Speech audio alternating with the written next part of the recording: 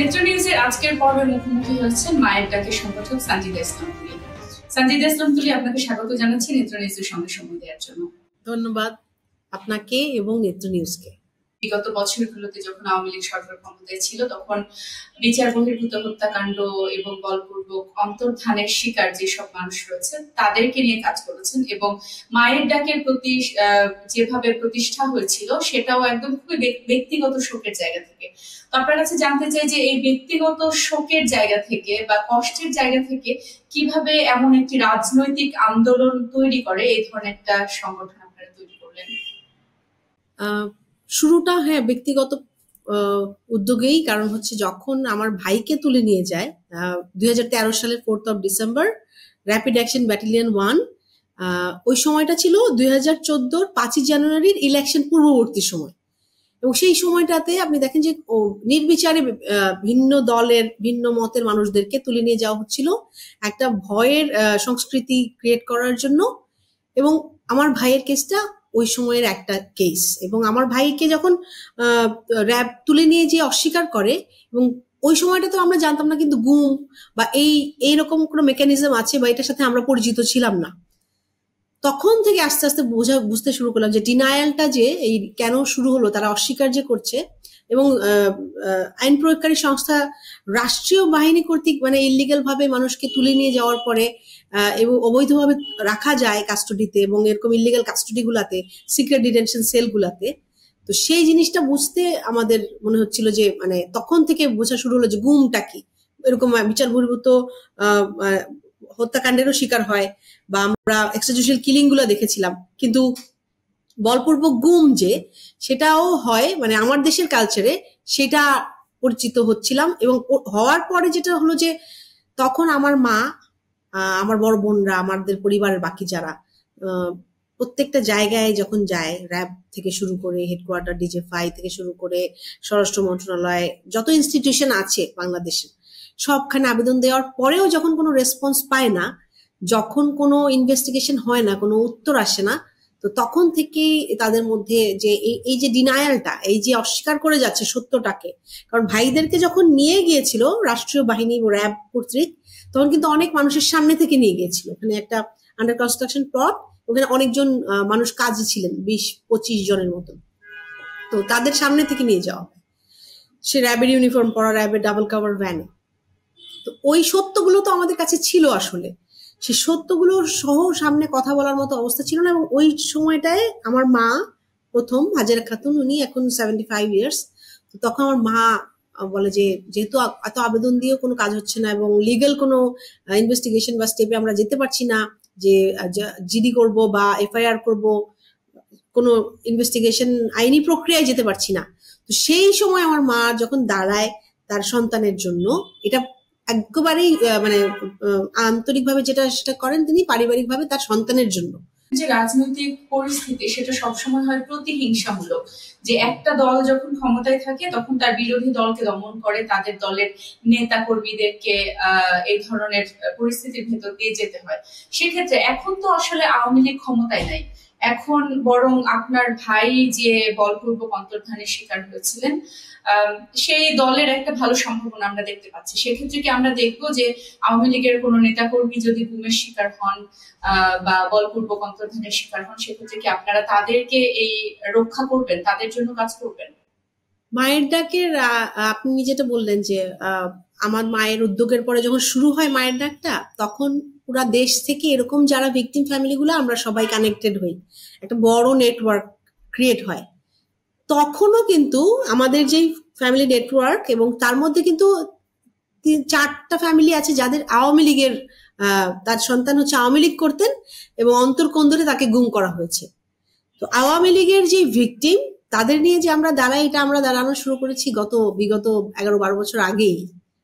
তো এটা আসলে সামনের যেই পরবর্তী সরকার আসবেন বা কি করবেন সেটার অবস্থা আমরা বিবেচনায় না রেখেই করেছি। আপনার উপরে আমরা জানি যে ভয়ঙ্কর রকমের রাষ্ট্রীয় নিপীড়ন চলেছে, আপনার উপর যে নজরদারি চলছে, তো সকল পরিবারের ক্ষেত্রে কি এটা ঘটেছে, নাকি আপনি যেহেতু একটা আন্দোলনের নেতৃত্বে ছিলেন, একটা নিপীড়িত মানুষের প্রতিনিধি হিসেবে, মানে নির্বাচিত প্রতিনিধি সেটা বলছি না, বাট একটা একটা আন্দোলনের প্রতিনিধিত্ব করেছেন আপনি, সেক্ষেত্রে কি অন্যান্য পরিবারগুলোর যে আপনাকে একটু বেশি এই ধরনের ঘটনা শিকার হতে হয়েছে নাকি একই রকম?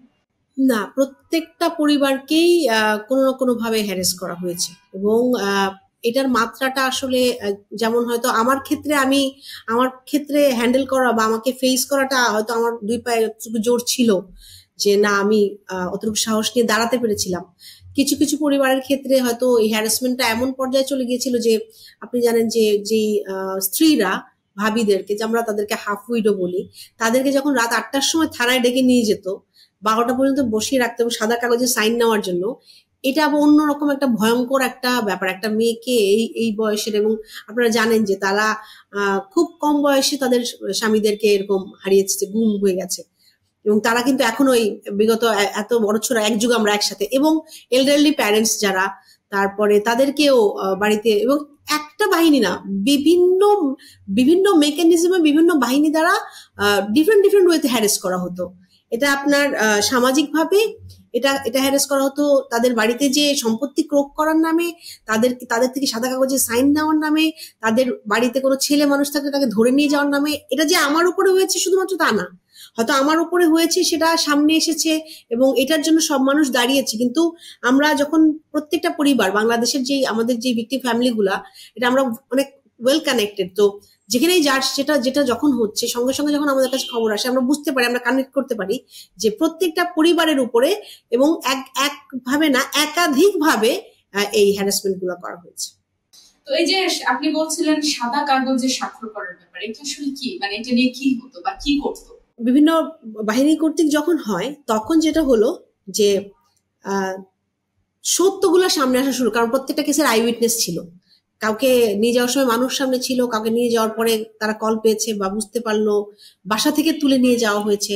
সাদা কাগজের সাইনটা হচ্ছে এই পরিবারগুলোকে কোনোভাবে মুখ বন্ধ করানো যাচ্ছিল না। আপনারা দেখেছেন যে সরকারের মধ্যে হাসিনা থেকে শুরু করে প্রত্যেকটা মন্ত্রীর তখন একটা বয়ান ছিল, যখনই ন্যাশনাল বা ইন্টারন্যাশনাল প্ল্যাটফর্মে জিজ্ঞেস করা হতো তার বলতো যে এই মানুষগুলা পালিয়ে গেছে, দেনার দায়ে পালিয়ে গেছে, এক্সট্রাম্যারিটাল অ্যাফেয়ারের জন্য হয়তো পালিয়ে গেছে, তো এইরকম কোনো কারণ দেখানো হতো, এবং তাদেরকে গুম করা হয়নি, তারা বাড়ি থেকে বের হয়ে গিয়ে নিখোঁজ হয়ে গেছে, এরকম কোনো কিছু জবাব দেওয়ার চেষ্টা করা হতো মানুষের সামনে।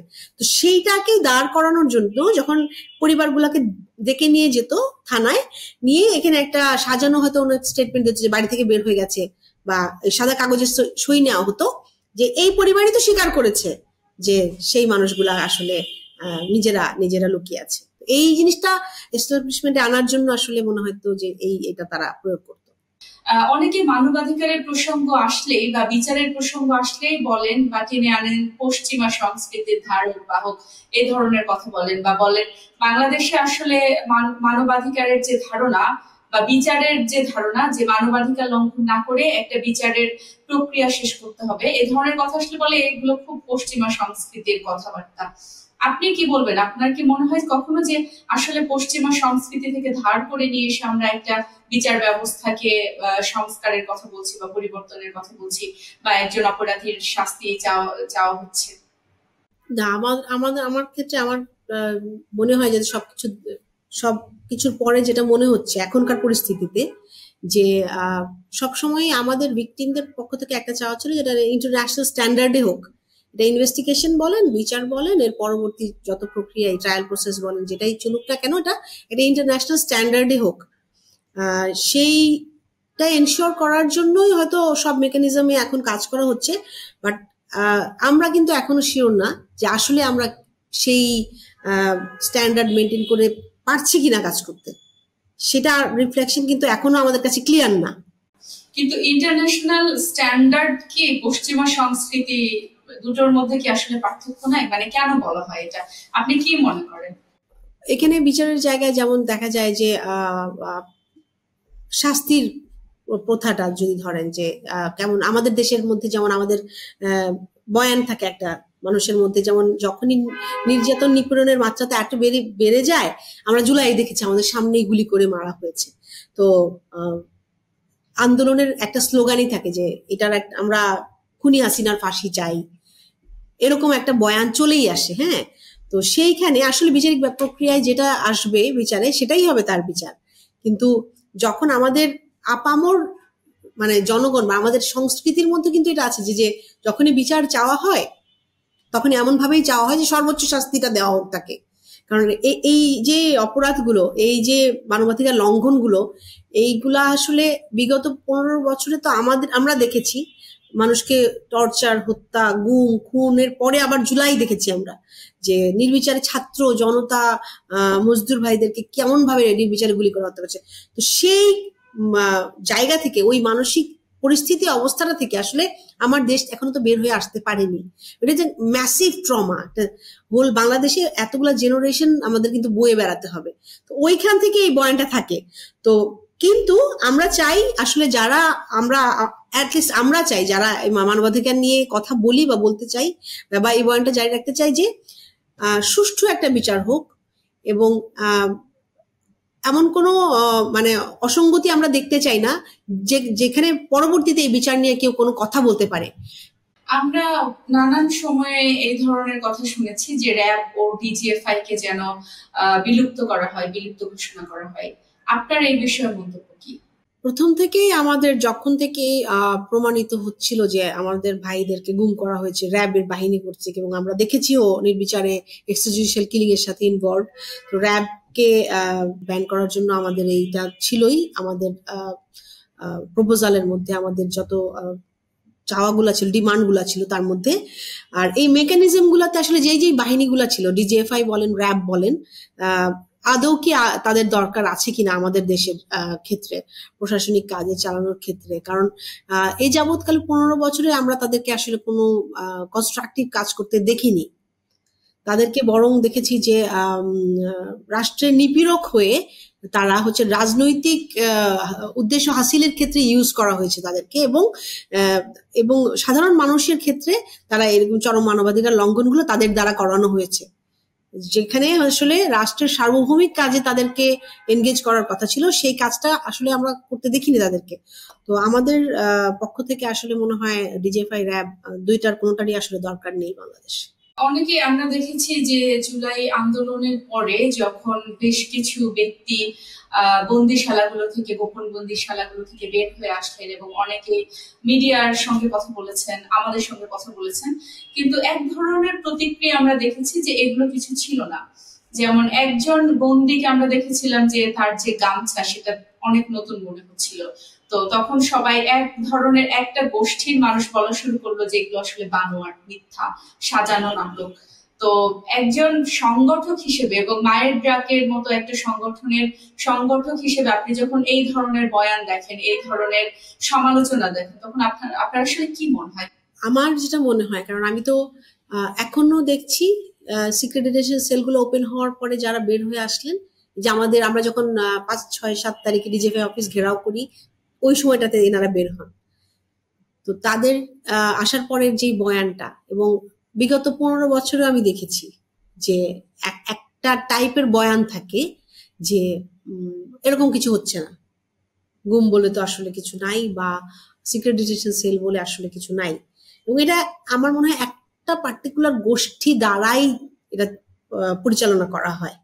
এবং আপনি যদি এই জায়গাটা থেকে দেখেন যে আওয়ামী লীগ, শেখ হাসিনা পালিয়ে গেছে, হ্যাঁ, এবং তার পিছনে যেই অংশ, লেজ আর মাথা যে সমস্ত জায়গায় জায়গায় রেখে গেছে, দেশের বাইরে বিভিন্ন জায়গায়, এবং যে পরিমাণ অর্থ আত্মসাৎ করে গেছে তারা, তো তারা এত বড় একটা সময়, এত বড় একটা পিরিয়ড ক্ষমতায় থাকার পরে ক্ষমতাটা হারিয়ে ফেলার পরে, এবং এই সত্যগুলো সামনে আসা শুরু হলো, যে মানুষগুলো সিক্রেট ডিটেনশন সেল থেকে আসছে, তাদের মানে আমি কি বলবো আসলে, এই মানুষগুলাকে আমরা মানুষ বলে মনে হয় না। কারণ যারা মোরালি ওইটা সাপোর্ট করতো যে গুম হচ্ছে, খুন হচ্ছে, এবং তারা রাজনৈতিকভাবে তখন তাদেরকে মনে করে ওইটা বৈধতা দেয়াটা, এবং এই যেই মানুষগুলা আসলে এখনো ওই যে আয়নাঘর নেই বলে প্রচার করছে না, যেই মানুষগুলো এখনো হাহারিয়াক দেয় আয়নাঘরের কোনো ডকুমেন্টারি বা কোনো নিউজ গেলে, যে মানুষগুলো এখনো যে বের হয়ে আসছে যারা গুম হয়েছিল, তাদের বয়ান বা ভাষ্যের পরে আমরা সোশ্যাল মিডিয়াতে দেখি অনেক কমেন্ট আসছে। তো এই যে প্রোপাগান্ডাটা চালানো হয় না, যেটা চালানো হয়, এটা আমরা কিন্তু আগেও দেখেছি, এটা যে 15 বছর দেখিনি তা না, সেই মানুষগুলা এখন এটা আরেকটু বড়ভাবে বিশদভাবে করে। কারণ হচ্ছে কি যে বাইরে থেকে এই মেকানিজমটা চালানোর মতো বিশাল অর্থ তাদের কাছে আছে, আর তাদের এখন কাজটাই তো সেটা, যে মিথ্যাটাকে কিভাবে করে সামনে এনে অ্যাটলিস্ট মানুষের মাঝখানে কতটুকু কনফিউশন ক্রিয়েট করা যায়। যাদেরকে গোপন বন্দিশালায় আটকে রাখা ছিল তাদেরকে কোনো সন্ধান আপনারা পাচ্ছেন? বা গুম কমিশন তৈরি হলো, গুম কমিশন তাদের প্রতিবেদন তৈরি করছেন এবং এখনো তারা এগুলো নিয়ে কাজ করছেন, কিন্তু প্রশ্নটা হচ্ছে যে আর যারা বন্দী ছিল তারা আসলে কোথায়? হ্যাঁ, এই প্রশ্নটা অনেক ভারী, আমার জন্য অনেক ভারী। 15 বছর ধরে আমরা যখন এই রাস্তায় দাঁড়াই, তখন যে আশাটা নিয়ে দাঁড়াই যে আমি আমি আমি সবার ছোট, আমার পরিবারের, আমার ভাই আমার বড় ছিল, আমার মতো যারা দাঁড়ায়, যেই বাচ্চাগুলা 12 বছর ধরে দাঁড়াচ্ছে, আমার সাথে 3 বছর ছিল, ওরা এখন হাই স্কুলে যায়, কিছু ইউনিভার্সিটিতে যাচ্ছে। ভাবিদেরকে দেখছি যে 12 বছর দাঁড়াচ্ছে, মা তখন খুব স্ট্রং, এখন কিন্তু হাঁটতে পারে না। একটা অনেক বড় অংশ জীবনের, হ্যাঁ, ওই তখন আশাটা ছিল যে সিক্রেট ডিটেনশন সেলে তো নিয়ে গেছে, তো এই মানুষগুলাকে কবে ফিরে পাবো, হাসিনা চলে গেলে ফিরে পাবো, এরকম একটা আশা আমাদের মধ্যে ছিল। হ্যাঁ, তো সেই আশাটা তখন খুব আনন্দ নিয়ে আশাটা ছিল, সাহস নিয়ে দাঁড়াতাম খুব খুব। আর 5ই অগস্টের পরে যেটা হলো, 5ই অগস্টের পরে পরিবর্তন হয়েছে দেশে। হ্যাঁ, আমাদের যেটা, আমরা এই যে এতগুলো পরিবার, ভিকটিম ফ্যামিলি, যারা এই যে গুমের শিকার বলেন, প্রত্যেকটা মানুষের ক্ষেত্রে যেটা হলো যে যারা ফেরত আসলেন, আমরা কিন্তু খুব বেশি নাম্বার দেখলাম না ফেরত আসতে। হ্যাঁ, 5 তারিখের পরে যে আশাটা ছিল, এবং এনারাও ফেরত আসার পরে, আপনাদের যেমন প্রতিবেদনে আমরা দেখেছি অনেক মানুষ ছিল, এনারা ফেরত আসার পরেও ভিকটিমরা কিন্তু বলতেছেন যে ওনারা অনেকজনকে দেখেছেন সিক্রেট ডিটেনশন সেলগুলাতে, এবং সেলগুলা যে শুধুমাত্র ক্যান্টনমেন্ট বা এমন জায়গায় না, সেলগুলো সারা দেশব্যাপী।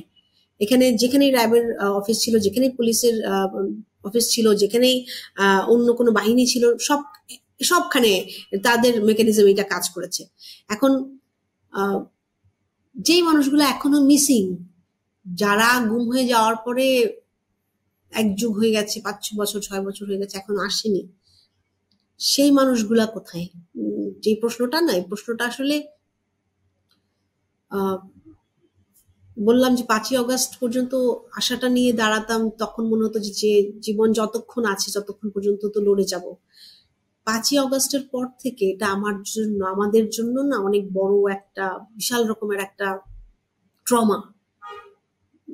প্রতিদিন মনে হয় যে একটা বিভৎস রকমের সত্য মনে হয় আমার জন্য অপেক্ষা করছে, যে সিক্রেট ডিটেনশন সেলগুলা যখন এখন সামনে আসলো প্রতিবেদনগুলোর মধ্যে, আমাদের যারা গিয়েছিলেন, তো সেই সেলগুলা সামনে আসার পরে, এবং যারা সার্ভাইভার ওখান থেকে বেঁচে ফিরেছেন, তাদের মুখ থেকে যখন শোনা যে পরিমাণ টর্চার, কি প্রক্রিয়ায় টর্চার করা হচ্ছে তাদেরকে, এবং যে পরিমাণ মানুষ ছিলেন ওখানে, এবং যে মানুষগুলা ওখানে থাকার পাওয়া গেছে, কিন্তু সেই মানুষগুলাকে এখন আর নাই, দেখা যাচ্ছে না, কে কি করেছে সেটাও এখনো প্রমাণিত হয় নাই। গুম কমিশন তাদের যে সামর্থ্য ছিল সেই সামর্থ্য অনুযায়ী কাজ করেছেন, কিন্তু তারপরে তারা খুঁজে পায়নি। বা গুম কমিশনের কাজ নিয়ে আপনার কোনো সমালোচনা বা আশা, হ্যাঁ, সেটা তো অবশ্যই, কারণ আমাদের সবার এত বছরের একটা প্রতীক্ষার পরে কিন্তু একটা ইনকোয়ারি করার একটা জায়গা বাংলাদেশে ক্রিয়েট হলো ফাইনালি অগস্টের পরে। এটা তো সেপ্টেম্বরের মধ্যে আমরা আমাদের আবেদন, তথ্য, যার যেখানে যাচ্ছিল, যার জিডি, জেনারেল ডায়েরি, সবকিছু মিলে কিন্তু সেখানে সাবমিট করা হয়, এবং এখানে আপনার নাম্বারটা দেখেন 1850-এর মতো একটা নাম্বার এসছে। কমিশনের ক্যাপাবিলিটি অ্যান্ড ক্যাপাসিটি নিয়ে আমরা আমাদের যে আশা ছিল, সে আশা তো অবশ্যই মানে ওই জায়গায় আমরা যেতে পারিনি, এক্সপেকটেশনের জায়গায় আমরা যেতে পারিনি, কারণ কমিশনকে অত বেশি এখতিয়ার দেওয়া হয়নি। কমিশনের কাজটা দিয়েছে হয়তো যে ওই কেসটা আইডেন্টিফাই করা, ইনকোয়ারি করা, ইভেন ওইটাকে যে বিচারিক প্রক্রিয়া নেওয়ার জন্য কানেক্ট করা, সেটাও তাদের দায়িত্বে পড়ে নাই বা এখতিয়ারের মধ্যে নাই। তো আইডেন্টিফাই অ্যাটলিস্ট করা কেসগুলোকে, ইভেন যারা মিসিং আছেন এখনো, হ্যাঁ, সেই জায়গাগুলোতে আমরা আসলে এখনো পর্যন্ত তারা ওই আইডেন্টিফাইয়ের জায়গাটাতে আসতেই পারেন নাই। বিগত 12 বছর 13 বছর যারা আন্দোলন করে আসছি আমরা রাস্তায়, তারা ওই জায়গাতেই রয়ে গেছি যে তথ্যগুলো আসলে আমরা জানতাম কোন কোন বাহিনী নিয়েছে, কিন্তু স্পেসিফিক এই যে একটা ইনস্টিটিউশন দ্বারা আইডেন্টিফাই করা করে যে জানানোটা, আর প্রত্যেকটা পরিবারের তো আসলে অধিকার আছে জানার যে তাদের স্বজন তার সাথে কি হয়েছিল বা ওনাকে কে ধরে নিয়ে গেল, তারপরে আমরা বিচারিক প্রক্রিয়া যাব। কিন্তু আইডেন্টিফাই করার ওই অনেক দিন তো পার হয়ে গেল, মাস তো। কেন করতে পারলেন না? কোন জায়গাটায় আসলে খামতি ছিল? অনেক বড় একটা কি বলবো যে যারা এর পিছনে ছিলেন, সরকার প্রধান থেকে শুরু করে প্রত্যেকটা বাহিনী, তো তারা কিন্তু এখনো অনেক মানুষ ইউনিফর্মে ওই জায়গায় রয়ে গেছেন, যারা ওখানে প্রমোটেড হয়েছেন, তারা পোস্টিং পেয়েছেন, হ্যাঁ, তাদেরকে হয়তো রিটায়ারমেন্টে আছেন কিছু, কিন্তু সবগুলা মানুষ তো আর আসলে পালিয়ে যায়নি, কিছু মানুষ তো পালিয়ে গেছে আমরা জানি। ইভেন তাদের অ্যারেস্ট ওয়ারেন্ট যাওয়ার পরেও পালিয়ে যেতে পারে তারা। তো এরকম দেখা গেছে যে যেই যারা এটার পেছনে ছিল সেই মানুষগুলো তো এখনো আছে আমার দেশে, তারা সার্ভিং এখনো। তো সেই জায়গা থেকে আসলে মানুষকে এনে জিজ্ঞাসাবাদ করাটা, যখন রাষ্ট্রীয় বাহিনী দ্বারা এই এত বড় একটা ক্রাইম হয়, ক্রাইম গুলা এবং এর হাজারো মানুষের সাথে, যারা মিসিং এখনো ফেরত আসেনি, যারা গুম হয়েছিল, টর্চার করেছিল, তাদেরকে মিথ্যা মামলায় জেলে দেওয়া হয়েছে, সার্ভাইভাররা, এই নাম্বারটা কিন্তু ম্যাসিভ। এবং এই নাম্বারটাতে যখন মানে যে বাহিনী যে মানুষগুলো ইনভলভ ছিল তাদের নাম্বার সংখ্যাও কম না, যে বাহিনী তুলে নিয়ে আসতো, যারা আরেকটা লেয়ার তাদেরকে হ্যান্ড ওভার করতো, আরেকটা লেয়ার তাদেরকে কাস্টডিতে রাখতো, একটা লেয়ার তাদেরকে টর্চার করতো, আরেকটা লেয়ার তাদেরকে পরবর্তীতে কি হবে সেটা নির্ধারণ করতো, সে মানুষটা বেঁচে থাকবে কি বেঁচে থাকবে না, অনেক বড় একটা লেয়ার। কারা ডিরেকশন দিত, তাই না, কমান্ডিং অফিসার কারা ছিল, শেখ হাসিনা পর্যন্ত, যারা মানে এই বিশাল একটা ইয়ের মধ্যে যারা যারা ছিল, এই মানুষগুলা তো চলে যায়নি, কিন্তু অনেকটা রয়ে গেছে। তো অনেক বেশি সহজ হচ্ছে না যে তথ্যগুলো আনাটা। হ্যাঁ, আপনার কি মনে হয় যে রাষ্ট্র আসলে কোনোভাবে এই মানুষগুলোকে আশ্রয় দিচ্ছে বা তাদেরকে কোনোভাবে সুরক্ষা দিচ্ছে, বা যারা পরিবারগুলো রয়েছে, ভুক্তভোগী পরিবার, তাদের প্রতি কি যথেষ্ট সহানুভূতি দিয়ে রাষ্ট্র আসলে আপনাদেরকে সাহায্য সহায়তা করছে? না, সেই জায়গা থেকে আমরা বলবো যে না, আমরা একেবারেই আশাহত সেই জায়গাতে। কারণ হচ্ছে কি, আমরা দেখতে পাচ্ছি যে যারা এতদিন এই গুম খুন করলো সেই মানুষগুলোকে রক্ষা করার জন্য ক্যান্টনমেন্টে 600 মানুষকে প্রোটেকশন দেওয়া হয়েছিল, কিন্তু অগাস্টের পরে, 5 আগস্টের পরে সেই মানুষগুলা কোন বাহিনীর, র্যাবের বা জিজেফের, যারাই জানি না কেন, ওই সময় ওই সময়কালের মধ্যে যারা ছিল সার্ভিং, কাউকেই কিন্তু এসে আমরা এইখানে কোনো এভিডেন্স প্রডিউস করতে দেখিনি এখনো, বা তারা মাফ চাচ্ছেন, র্যাব মাফ চাচ্ছেন, কিন্তু কয়টা ঘটনার ক্ষেত্রে যে তথ্য প্রমাণ দিয়ে আসলে তারা সামনে এগিয়ে এসছেন, আসেননি কিন্তু। এবং আমরা জানি যে বিগত 15 বছর বা 3টা যে আপনি বললেন যে টার্মের কথা, তখন তো আপনাদের এক ধরনের হতাশা ছিল, ভয় ছিল, ক্ষোভ ছিল, এবং 5ই আগস্টের যে একটা বড় ধরনের আন্দোলনের মুখে যখন সরকার প্রধান দেশ ছেড়ে চলে গেলেন, এবং এরপরে আপনারা যে 2-4 জন যারাই বের হয়ে আসলো, তারপরে তো সবাই খুব আশায় বুক বেঁধেছিল যে প্রত্যেকে তাদের স্বজনদেরকে আবারও ফিরে পাবেন। সেখান থেকে এখন তো তারা নাই। তাহলে এই ভুক্তভোগী পরিবারগুলোর সামাজিক এবং মানসিক যে সুরক্ষা, সেটা কি কোনোভাবে আসলে নিশ্চিত করা যাচ্ছে কিনা, বা যদি না করা যায় তাহলে এটা কাদের ব্যর্থতা? অবশ্যই আমি বলবো যে এটা প্রথম ও প্রধান প্রায়োরিটি ছিল। এখনকার যে ইন্টারিম এসছে সরকার, তাদের প্রথম প্রধান দায়িত্ব ছিল যে এই যে যারা চরম মানবাধিকার লঙ্ঘনের শিকার, এই পরিবারগুলোর দায়িত্ব নেওয়া। 15 বছরে যারা গুম খুন হয়েছে, জুলাই সহ, তো সেই জায়গা থেকে আসলে কতটুকু করা হয়েছে। আর আপনি যেটা বললেন যে মানসিক ট্রমা এবং রিভেলেশনের যে ব্যবস্থা, সেটার ইয়েতে পরে আসছি। প্রথম ও প্রধান কাজ যেটা, যে ন্যায় বিচারিক জায়গায় নিয়ে যাওয়া, হ্যাঁ, সত্যটাকে সামনে আনা, যেটা আসলে মানসিকভাবে হয়তো এই পরিবারগুলোকে একটা জায়গায় নিয়ে যেত। আমরা কিন্তু প্রতিদিন প্রতি রাত এখনো অপেক্ষা করে আছি, এবং প্রতিদিন ওই সিক্রেট ডিটেনশন সেলের ওয়ালের যে দাগ খুঁজি, যেখানে যেতে পারে দেখে যে দেয়ালে আসলে কার নাম লেখা, হ্যাঁ, ওইখানে দাঁড়ানোর পরে মনে হয় যে এই যে যে জায়গায় আমারই দম বন্ধ হয়ে যাচ্ছে, 30 মিনিট দাঁড়াতে পারি না, এখানে আমার ভাই কতদিন ছিল। ভয়ঙ্কর রকমের একটা মানে যে সামাজিক অবস্থা, এই যে বিভৎস চেহারাটা, এটা আসলে এটা নিয়েই কিন্তু আমরা সামনে যাচ্ছি। আমার সারা জীবন, আমার শেষ দিন পর্যন্ত আমার ভিতরে এটাই কাজ করবে যে আমার ভাইকে ওখানেই তারা রেখেছিল, মানে রাখার পরে পরবর্তীতে হয়তো সত্যগুলো আরো সামনে আসবে যে তার সাথে কি করা হয়েছিল। তো এদের ক্ষেত্রে যে পরিবারগুলোর কথা বলছেন, বেশি পরিবারই মার্জিনালাইজ ফ্যামিলির, হ্যাঁ, তাদের ক্ষেত্রে না মানে 3 বেলা মিল ভালো মতো অ্যারেঞ্জ করার ক্ষমতাটাও তারা নাই, যেখানে অনলি আর্নিং মেম্বার ছিল হয়তো বাবা বা ভাইটা বা সন্তানটা, যাদেরকে এখনো পাওয়া যাচ্ছে না, তারা ফেরত আসেনি, 12 বছর তারা অপেক্ষা করছে। তো 12 বছর পার হওয়াটা অনেক কষ্টেরই ছিল তাদের, আমাদের জন্য সার্ভাইভ করে এই পর্যন্ত আসাটা। হয়তো আমরা দাঁড়াতে পেরেছি রাস্তায়, একটা ব্যানার করতে পেরেছি, একটা পোস্টার করতে পেরেছি, একটা জায়গায় নিয়ে দাঁড়াতে পেরেছি। অনেক সময় দাঁড়ানোটা অনেক বেশি কষ্টসাধ্য ছিল, ইন্টেলিজেন্স সার্ভাইলেন্সের জন্য অনেক অনেক বেশি।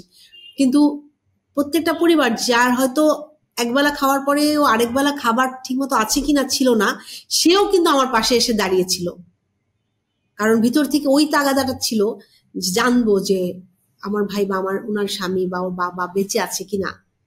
যে বাচ্চাটা 1 বছরের, যে বাচ্চাটা জন্মায়নি, সাফা যখন আমার সাথে দাঁড়ায়, সোহেল ভাইয়ের মেয়ে, ও তখনও জন্মায়নি।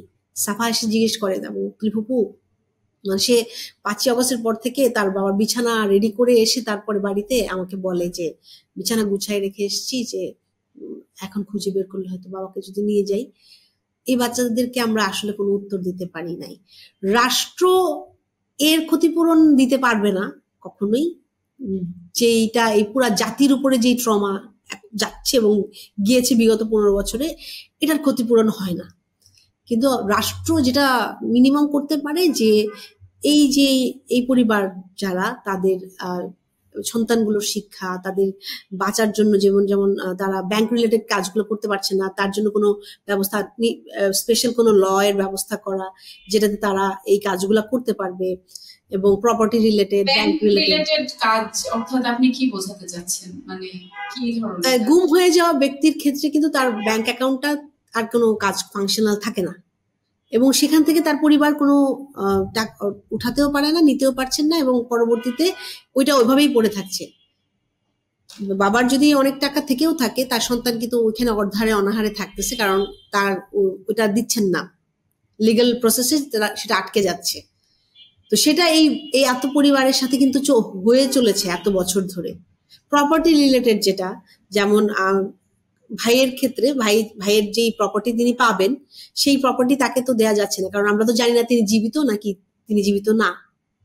হ্যাঁ, সেই ক্ষেত্রে আমার মনে হয় এই দায়িত্বগুলো সরকারের থেকে নিয়ে ডিক্লারেশন গুলা খুব জরুরি দরকার, যে একটা প্রসেসে উনি এতদিন গুম, এইটার প্রেক্ষিতে কিভাবে একটা নতুন একটা ফরমেশনে আইন এনে তাদের এই পরিবারগুলোকে একটা ডকুমেন্টেশনের মধ্যে নেওয়া যায়। আদারওয়াইজ এই প্রসেসগুলোতে তারা কাজ করতে পারছে না, তাদেরকে সার্ভাইভ করতে হবে। তো তাদেরকে তো অনেক বছর তাদেরকে এই যুদ্ধটা শুধু যে মানসিক যুদ্ধ, এই ট্রমার মধ্যে আছে তা না, তাদেরকে তো বেঁচে থাকার জন্য যুদ্ধ করতে হচ্ছে, তাদেরকে বাচ্চাদেরকে যথাযথ শিক্ষা দেওয়ার জন্য একটা যুদ্ধ করতে হচ্ছে, আর নিজের বেঁচে থাকার জন্য একটা যুদ্ধ করতে হচ্ছে। তো সেই জায়গায় চিকিৎসার জন্য বয়স্ক যে মারা আছেন তাদেরকে একটা অনেক বড়। তো প্রত্যেকটা পরিবার যারা এই বলপূর্বক গুমের শিকার, আমরা দেখেছি যে রাষ্ট্র কিছু কিছু মানুষের দায়িত্ব নিয়েছে জুলাইতে, এবং সমানভাবে আমার মনে হয় যে পাশাপাশি এই যে যারা ভিকটিম ফ্যামিলি, তাদেরও দায়িত্ব। এগুলো তো রাষ্ট্র কর্তৃক অপরাধ তাদের সাথে করা হয়েছে, রাষ্ট্রেরই দায়িত্ব না যে এই পরিবারগুলোর দায়িত্ব নেয়া। যে রাজনৈতিক দলই আসুক না কেন, তাদের পক্ষে কি আসলে এদেরকে এই বাহিনী বা বাহিনীর সদস্যদেরকে বিচারের আওতায় আনা কি সম্ভব? আসলে সেই স্ট্রাগলটা আমরা এখনো দেখছি।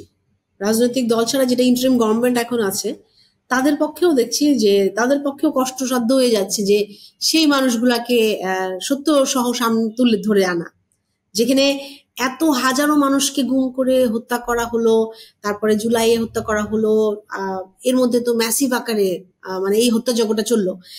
তার সাথে যে বাহিনী জড়িত সেই বাহিনীর ওই নামগুলো সত্য প্রকাশ করে আনতে, অ্যারেস্ট তো আরো পরে আমি যাবো, সত্য প্রকাশ করে সেই বয়ানটা সামনে আনাটা অনেক বেশি কষ্টসাধ্য হয়ে যাচ্ছে, যেখানে যে এই যে ইনকোয়ারি কমিশনের মতো আরো যত প্রক্রিয়া সব আটকে যাচ্ছে।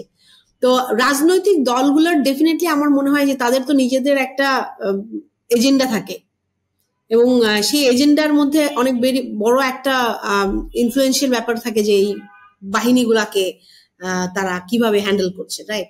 তো সেই বাহিনীগুলার এটার আশঙ্কাটা সবার মধ্যেই আছে, আমাদের মধ্যে, যে যেই রাজনৈতিক দল আসবে তারা কিভাবে এটা হ্যান্ডেল করবে। কিন্তু আমরা আশা করব যে রাজনৈতিক দলই আসুক না কেন, কারণ বিগত সময়ের যে চরম মানবাধিকার লঙ্ঘনগুলো এই প্রত্যেকটা রাজনৈতিক দলগুলোর কর্মীদের সাথেই হয়েছে, এবং নির্বিচারে প্রত্যেকটা দলমত নির্বিশেষে সাধারণ মানুষ, সাংবাদিক, কার্টুনিস্ট কাউকে বাদ দেওয়া হয়নি।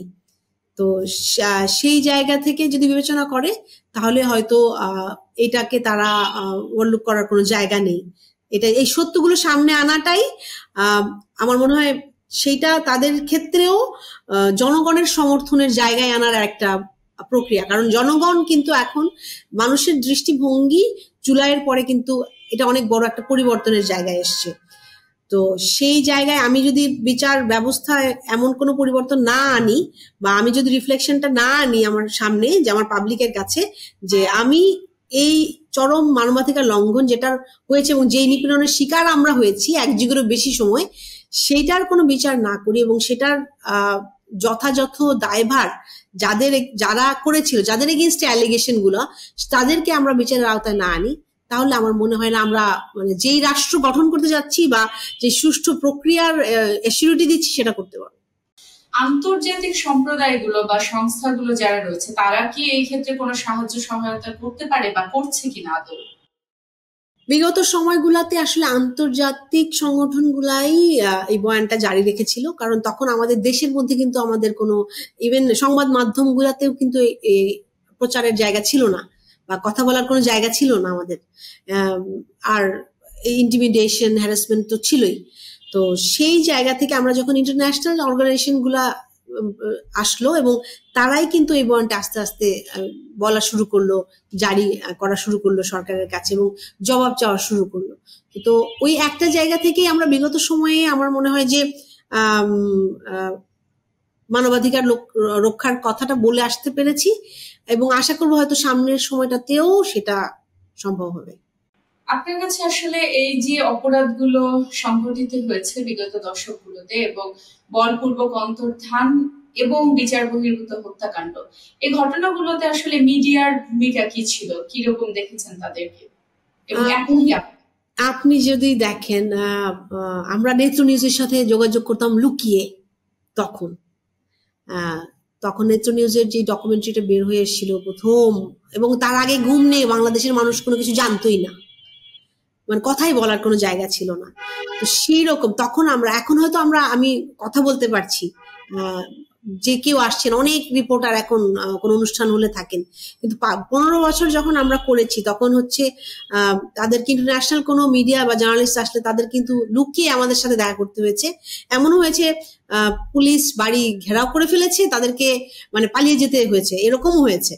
এবং আমরা যখনই কোনো প্রোগ্রাম করবো, কোনো ক্যাম্পেইন দিতাম, হিউম্যান চেইন বা প্রেস কনফারেন্স বা কোনো স্পেশাল অকেশনে আমরা দাঁড়াবো একসাথে, তার আগের থেকেই মানে না করা যাবে না, আমাদের কোনো ভেন্যু দেওয়া হতো না। মিডিয়ার যে জায়গাটা ছিল সেই জায়গাটাও এরকমই ছিল, যে তারা যতটুকুই সামনে এসেছে, কি খুব কম আমি বলবো, সেটা যদি পাশাপাশি থাকতো স্ট্রংলি, হয়তো আমরা মানে আরো একটু কঠোরভাবে বিচারের জায়গায় যেতে পারতাম অনেক আগেই। হ্যাঁ, সামনে সত্যগুলো আনা সম্ভব হতো।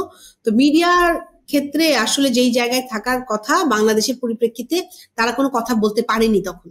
আপনার কাছে আমার শেষ প্রশ্ন, আপনার কি কোনো এই ধরনের স্বপ্ন রয়েছে যখন আসলে রাষ্ট্র এই ধরনের অপরাধ কর্মকাণ্ডের কথা স্বীকার করে দায় স্বীকার করবে এবং পরিবারগুলোকে আসলে সেই সান্ত্বনা বা সহানুভূতি বা সহমর্মিতার সঙ্গে দেখবে আর কি? এই স্বপ্নটা আছে, স্বপ্নটা আমরা প্রতিদিন দেখি, প্রতিদিন চিন্তা করি রাতে, যে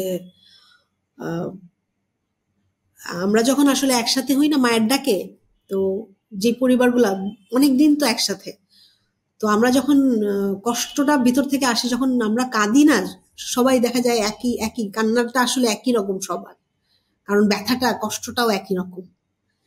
তো ওই ব্যথাটা বুঝি দেখেই মনে হয় যে না, প্রত্যেকটা পরিবারকে ওই জায়গাটা দেখাই দিক, আঙুল দিয়ে যেত ওনার সন্তানের সাথে। আমার মাকে দেখা, উনি যখন যতদিন বেঁচে আছেন ওনার জানা দরকার যে মা, সুমন ভাই হয়তো ওখানে ছিল, ওই সেলে ছিল, তার পরবর্তীতে তার সাথে কি হয়েছে, রাষ্ট্র তার সাথে তারা কারা জড়িত ছিল তাদের বিরুদ্ধে ব্যবস্থা নিচ্ছে।